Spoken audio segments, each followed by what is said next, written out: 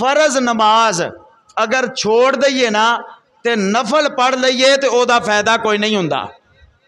फर्ज जिहड़ा हुंदा ना, फर्ज जिन्नी देर तक अदा नहीं करांगे उन्नी देर तक असी गुनहगार हाँ, उन्नी देर तक वो साडा अदा नहीं होएगा।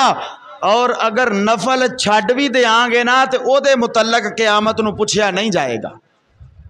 अगर नफल छोड़ भी देंगे तो उहदे मुतल्लक क़यामत नूं पुछया नहीं जाएगा।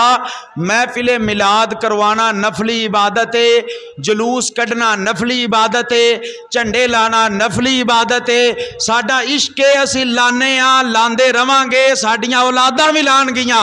लेकिन आ वेखो हथ बन के अर्ज करना वा, ये उदों फायदा देवेगा जदों असी नमाज भी पढ़ांगे। ये उदों फायदा देवेगा जदों असी अपनियां मस्जिदां नूं आबाद भी करांगे।